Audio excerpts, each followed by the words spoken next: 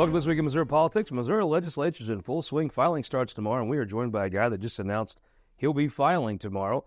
Senator Lincoln Hough, running for Lieutenant Governor. Congratulations. Thanks, Scott. Thanks for having me on. Yeah, no, we made the announcement Friday, Thursday afternoon, and then it's been a wild few days. I'm looking forward to the next several months. Look, it didn't take a lot of figuring to see. You're one of the top pieces of talent on the Republican bench. You've thought about this a long time. Sure. Seems like you really kicked it around. What made you decide to actually go ahead and run? So I think looking at the successes that Governor Parson, Lieutenant Governor Kehoe have had, the momentum that is behind Missouri right now, I want to see that continue. I think continuity in leadership is important. And I mean, if you want to talk about cutting taxes, we've done that. If you want to talk about infrastructure improvements, we've done that. We've done, the Senate, last week, third read the IP bill, IP reform, so it's headed over to the House now. A lot of times people focus on the negative, and I want to keep building and focus on the positive things that have been happening in Missouri under the leadership of Governor Parson. So, Lieutenant Governor, you got you have big shoes, you get big boots to fill. Mike Sure. Kehoe. But I actually don't own boots. That's the thing. Like a lot of people, get into politics and then they're like, "Oh, I gotta be country, right?" I actually raise cattle. Well, it is true that everyone that runs for a statewide office goes and tries to pretend that they have your job. That's true. You actually raise cattle. That is what gives me the opportunity to be in public service. Yeah. Right. And it grounds you. I've got a couple guys that work for me, and one of them, we're breaking in a new guy, and he was telling me, we had a busy weekend last weekend. Everything's just fast paced right now. And he goes, "Hey, I'll feed for you on Sunday. I'll feed all the cattle. We're still feeding hay." And I said, he goes, "So you can have a break." And I looked at him, I said, "Zach, this is my break. Being at the farm, being on the ranch, being with the boys, going fishing, riding our horses, chasing the cows around, that's the break." And that's what we love. So tell me how you win this race. You got Senator Rader, possibly the Speaker of the House, a few others running. What's the plan to win? So my plan to win is we run on the record. We run. A lot of people, like I said, that people either run on rhetoric because they have no record to run on and say, "Look at me, this is what I want to do," or you say, "Look what I have done, and we're going to continue doing this." Right? A few years ago, my name's on the largest tax cut in the state's history. I have a sneaky suspicion people are going to get tired of hearing that over the next few months. But when you talk about things that affect folks back at home, putting money back in your pocket, back in your bank account so that you can make the decisions about the priorities that you want to spend it on, that's important. That's important to people. Talk about I-70. Talk about a $3 billion road. I bet you there's nobody who lives on Battlefield back in Springfield, looks at their pay stub and says, "You know what, I didn't send enough to the government." No, I can't imagine it's ever happened. In fact, one of the funny jokes is that a lot of people become more conservative when they start working and they start seeing how much actually comes out of their check. It's a balancing act. I totally understand that. We've got 6.5 million people in this state to take care of. You cut taxes. Do you worry you may cut into the bone a little bit? So is Rusty Black going to have to start making cuts because of your tax cut? So what we did, we structured it around growth, right? We structured the cuts that will be coming in the subsequent years based on our economy growing. Some people say you didn't do enough, it wasn't done right. I think it was done in a conservative and responsible financial way to not do that, to not put our next Senate Appropriations Chair in a position of having to make really hard decisions. We've got, when the governor rolled out his budget a few weeks ago, he left a little over $1 billion in the bank. Scott, we haven't done that oftentimes. My years in the House, I remember when Governor Nixon was in, those budgets were down to a couple $100 million, and then we'd have a supplemental because we had a snowstorm and MoDOT was out there plowing roads and their salt budget was through the roof, or fuel went up, right, and the highway patrols running. So we've had good conservative leadership financially. A lot of people are out there saying, "Oh, we spend too much money." We got a lot of people to take care of in this state and a lot of things that I think matter to not just the folks at home, but the economy in the next few years. Well, it's a good Facebook post, but if you want to tell me you've never ran a business without telling me you never ran a business, you talk about how big the state budget is. The fact is, folks in Washington borrowed money from China or whoever to send out to the states to spend. And your boys are on the hook. My son's on the hook for that money. They should get the money back, right? We should spend it if it's getting. Well, we should invest in things, and I think what you saw in Chairman Hageman, Senator Hageman, when he had my job before I had it, and then our focus in the last couple of years as the chair, we focused on those one-time priorities. A new psychiatric hospital in Kansas City, right? When we have hundreds of people in prisons because there's nowhere to put them that they actually receive the care that they need. Events have maybe shown that was a wise investment. Exactly.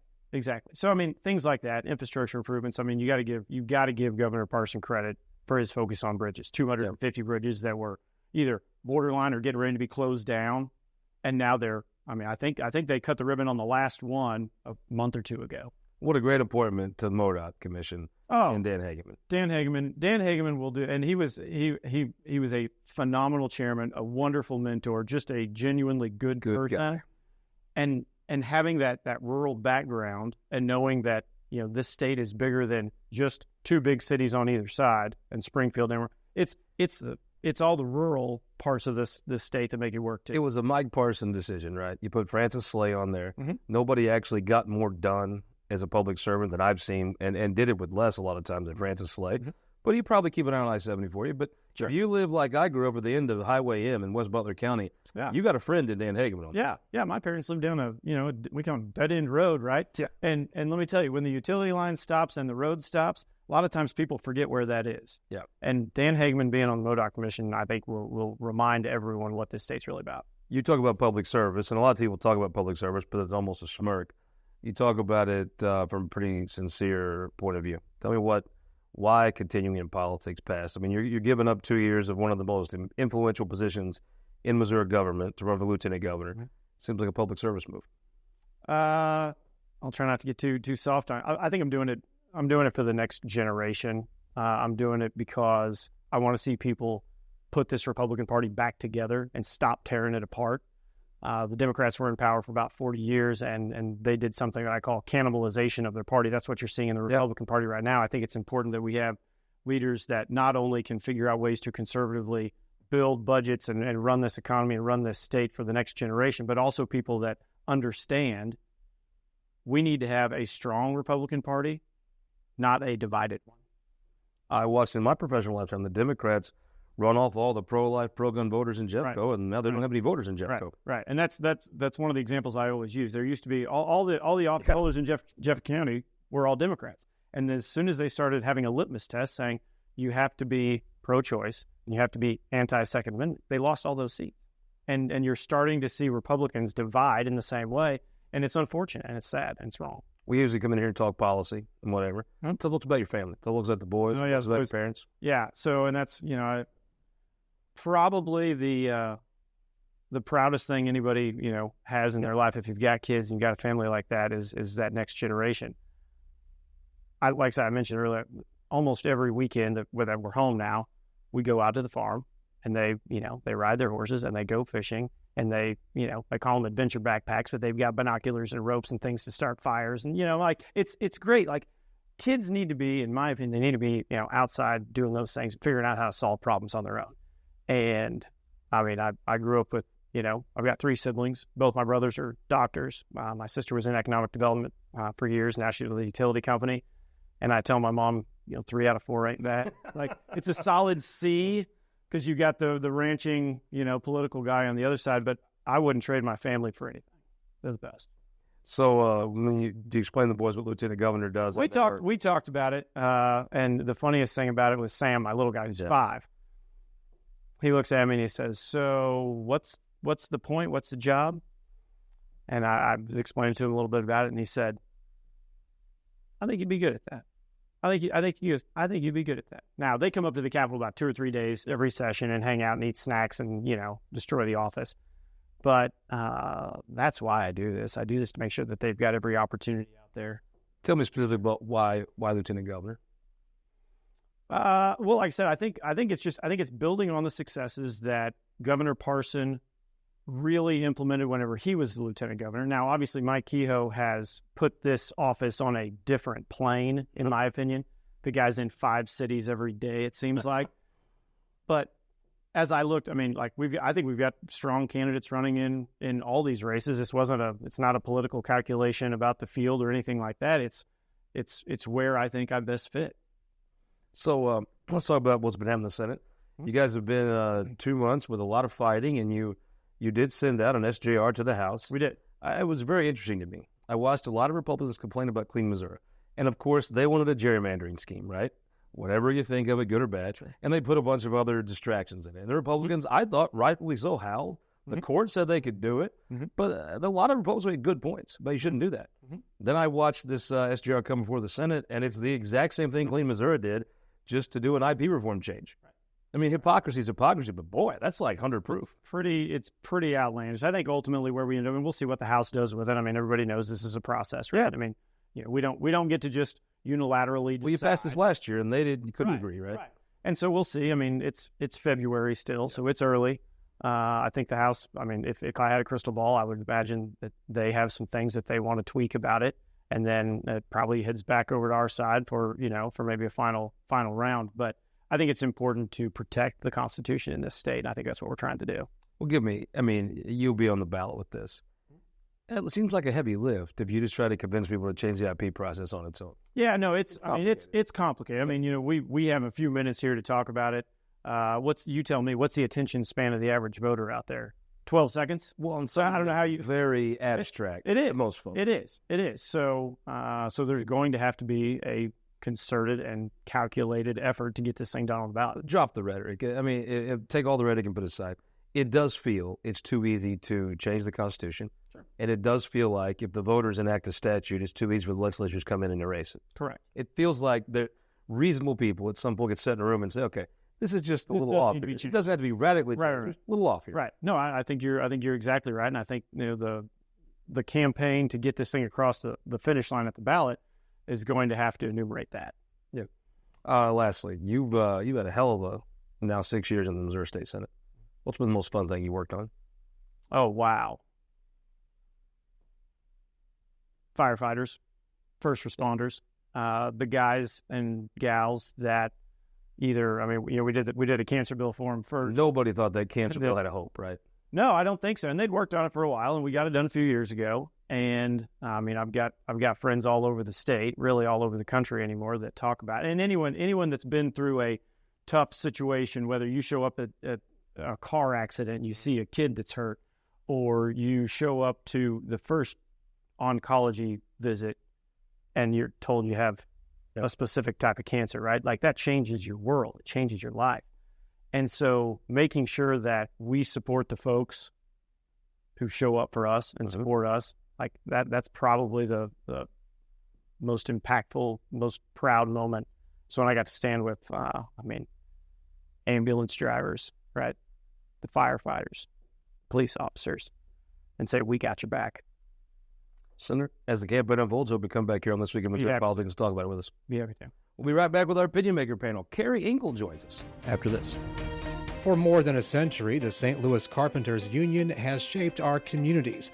Through trusted alliances, we deliver skilled professional craftspeople, while our business partners provide the kind of quality jobs that keep our economy humming. It's a blueprint that has worked since 1882. Turning Missouri into a right-to-work state stalls progress, wipes out jobs, and kills momentum. Right to work is wrong for everyone. Let's keep Missouri moving forward. Visit carpdc.org to learn more. We all know puppy mills, cruelty, neglect, and pet store puppies are at high risk for disease, even death.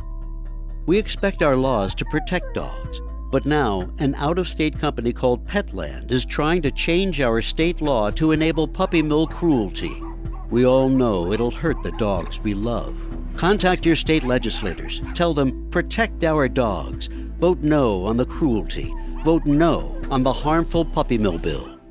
All throughout Missouri, businesses are struggling to find workers. Childcare challenges are a big reason why. Our kids are losing out too. Through high-impact early childhood investments, we can support the workforce of today and better prepare our workforce of tomorrow. Empower families with the resources they need to succeed. Reduce crime and avoid costly interventions, saving taxpayers money. Together, we can make Missouri the best place to work, raise a family, and be a kid. Data captured by our state-of-the-art monitors helps us pinpoint the timing and location of severe weather more accurately and respond to trouble more quickly. Ameren Missouri's investment in smart technologies like this is one way we're improving reliability and restoring power faster than ever.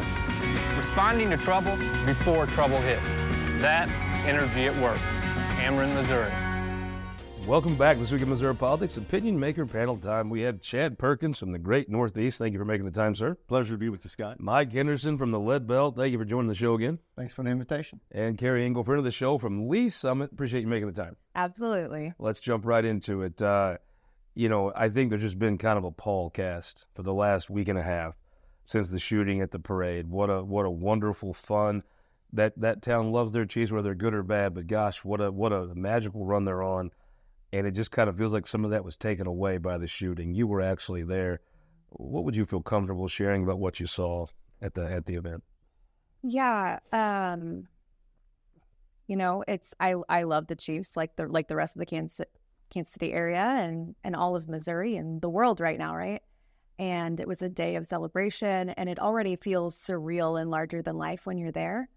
I was with my husband right next to the stage on the west side when we heard what we thought were fireworks, and they were not.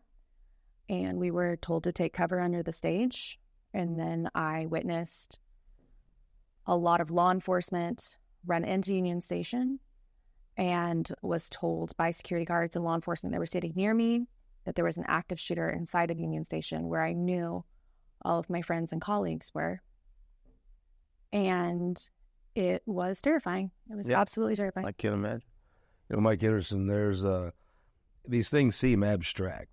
And then when you know people at a place, I've been to Union Station 20 times in my life, it kind of hits home a little different when it's people you know that are around it, and it's a place that you've actually been a bunch of times. It puts some of this stuff in a little bit different focus. Well, of course it does. It was a terrifying event, I'm sure, for everybody there. It had to be. And it's a tragedy. Don't want to downplay any of that. Yeah. And you don't want them to come to those things, but they're unfortunately things we're seeing happening, not just at events like that, but happening in our country. And, that's a tragedy for those people there, and it takes away from everything. And have lifelong effects for the family of the lady who was, of course, killed in that accident, and the others who were going to be traumatized by the wounds they received that day. Chad, it's you hear about these things in far off places that I've never been to, and boy, then it kind of hits you different when it's a place that you've actually been to and people were there that you actually know and care about. That's right. I've had some of my colleagues share stories with me about what they went through that day because they were there, and how they got separated from their families and not knowing where those folks were. And I just couldn't begin to imagine. So, Carrie, you have proposed, it's interesting, during the time I've covered politics, the gun control lobby went from totally irrelevant group of not serious people to now the Moms Demand group is a very formidable force, especially the Democratic primary. I mean, there's an active gun control lobby that is pretty new to Missouri politics. Mm-hmm. What are some things that could have been done that might have prevented this? Well, there's a lot that could have been done. A lot of my colleagues and I filed an HJR this week that mimics an initiative petition that is going out that would allow local municipalities to make their own gun laws, which is something that they're not really able to do right now. And so I think it's really important to remember that, different areas of the state have different issues that need to be addressed, and it's not a one-size-fits-all like we like to apply at the state level. I live in Lee Summit, and I represent Kansas City and Lee Summit and Raytown, and it's different to see people who are armed, walking down the street or engaged in crowds and at parades there than it might be in other areas of the state. And that's okay. That's okay that rural areas feel differently about that and have different expectations of their communities when it comes to guns. But I think we need to let local municipalities address the violence how they see. And Chad, what would be the problem with a 3-year sunset and let them try? And then if it actually reduces gun violence, you sit back and take a look at that, right? Well, let me tell you the problem with that. And although I respect Representative Engel's opinion, the problem with that HJR is it's not practical. You would expect Missourians, as they travel across the state of Missouri, to understand the different ordinances of every single city. That's not a practical solution to anything at all.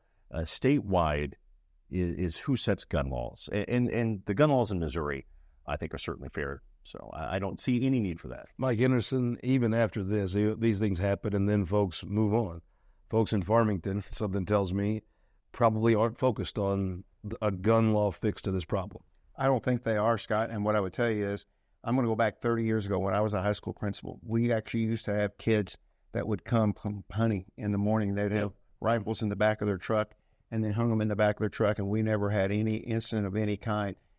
So a lot of things have changed besides guns. We used to have guns there all the time, and it was never a problem. In fact, they could come in and sign in the office to take them in to work on them in shop and redo the barrel on some of those. You know, we'd disable the gun, put a gun trigger and stuff on it. But so what has changed, I think, is a lot of society as much as the gun. I'm kind of a believer is society is the big changing factor. Give me a prediction. Coming out of this, is there anything meaningful the legislature does on guns this session? No. I would say no. What do you think? No.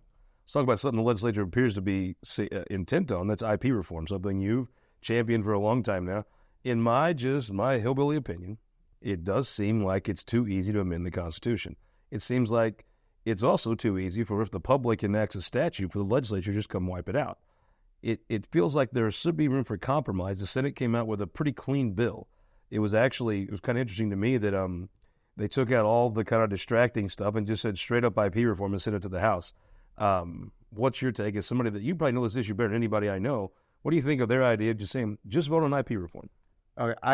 I'm all in favor of initial petition reform. And my main reason is all the money that flows in from out of state. And I've looked at it. And I would argue that if you can come up with $5 to $6 million, you can probably change the Constitution up. It's a bigger ask of the Constitution. It may take a little bit more money than that. But on a lot of things, you can change it for that amount of money. And I don't like that I hold our Constitution as pretty sacred. And so I don't think money... It's not sacred now. It gets amended all the time, right? It's become less sacred with all these... I guess I hold the document of a Constitution is sacred, and I think we've made a mockery of it in some ways by all the changes we're making. Chad, it does feel like it should be harder to put something in the Constitution. It is certainly not treated as a sacred document by our state, and I think most folks think it should be. Some folks in the Senate came out with, they had all kinds of just goofiness packed into this. It was clearly, I remember the Republicans railed on this when the Democrats did it with Clean Missouri. They simply took the Democrat playbook, right, and tried to do it again, but then they backed down and just sent a straight-up IP reform. What's the House going to do with it? Well, I think, I'm going to be honest with you, Scott, I don't have any problem with including language that says you have to be an American citizen to vote. Why would anyone have a problem with language? Why wouldn't we do two then? Why wouldn't we do two? Just two. Just put one up, says, should you be a citizen to vote? And then you can put one up, says, should you reform the IP process? I don't think that's a bad idea. But anytime you can say you need to be an American citizen to vote, why would anyone ever object to that? And Kerry, obviously there's people that would object to that because you're trying to distract folks from something that on its face is not all that popular. Right, it's bad. But it's exactly what Clean Missouri did. Your party put all sorts of lobbyist gifts. They harassed the staff to get a gerrymandering system in, which I thought it was good politics.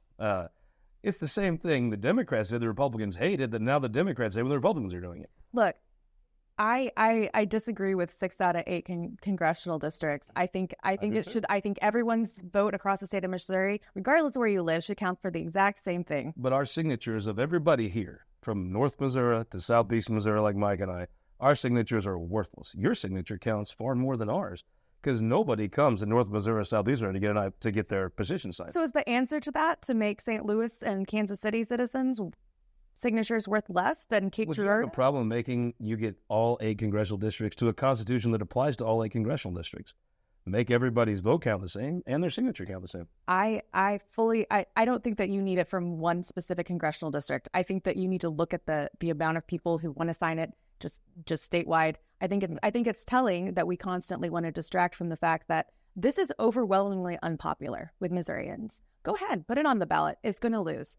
And I think it likely loses if they have to argue the merits of IP reform. Yes, that's a tough act. And I think it's also important to remember that, when Democrats were in control, Republicans used IP reform in order to get the Hancock Amendment.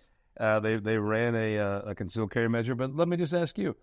I respect politics. I respect effective politics. I thought the Democrats had a great idea. You distract folks with a bunch of kind of nonsense over here, and you give them into the new gerrymandering system, which you actually wanted. The Republicans are doing a bunch of nonsense to bring in IP reform. You have to look at it and say, well, they're copying our strategy if nothing else, right? Look, we know when we're talking about the ballot candy, and if we're being honest, sure. the thing about not citizens voting in elections is insane. It's Mike already Moon should be illegal. over-certifying these. If Mike Moon certified them, they one issue at a time, right? Absolutely. What do you think? I mean, when it comes back from the House, are you going to do the Clean Missouri version of it? I have no doubt the House is going to put back in some of those items that I think are very common sense, like needing to be an American citizen. Do American citizens vote now? Does a citizen from Denmark vote in Missouri now? The fact of the matter is, Scott, there have been court rulings in other states allowing people to vote in state and local elections. If it happens in Massachusetts and it happens in California, could it happen in Missouri? Yeah, I get what you're saying. So you're going to load it up. You're going to clean Missouri this thing. What do you think? Yeah. I mean, folks are going to look to you when they cast their vote on this. Are you going to go the clean Missouri route and just load it up with nonsense?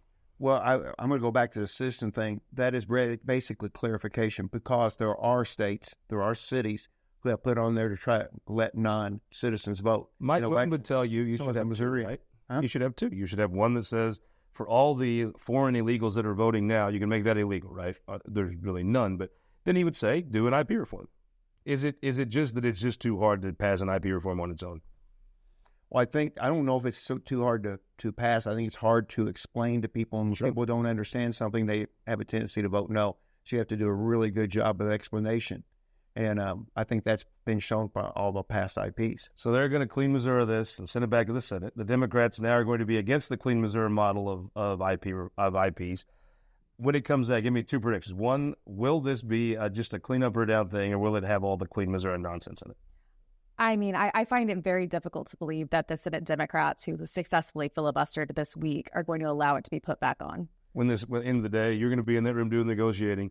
What do voters vote on in August? Is it a clean Missouri style bunch of junk with your plan, or is it just the plan to change the IP process? I think there will be some language changes on the ballot language. You going to stick on that and make them do it? I think eventually there'll be some ballot language. What happens? I certainly think that my constituents want to vote on that. Well, the minute left, 2 won the week. Representative Sherry Gallick. She's got, if you haven't met her, she's a hard worker. She's a champion for business. She's got some pro-business legislation that's moving. She's got good legislation that protects children. I just like her. If I were from Cass County, I would feel well represented by Representative Gallick. Who won the week? Believe it or not, I'm going to say the Senate, because they finally got something moving, or at least passed the initial. I know everybody's going to maybe disagree with that, but at least we've done something at this point, and we can hold out hope that they can continue to work. President's Day brought some good luck. Who won the week? Baseball fans across America, spring training starts today. That's right. I am going to say my buddy from back home, Jason Bean, had his Taste of the South. An absolute legend in Missouri, Charlie Cruz, was honored. It was a great event. He's doing a great job. I love seeing so many folks from back home come to the Capitol. Jason Bean, in my opinion, won the week. Hope you'll win the week next week by joining us here on This Week in Missouri Politics.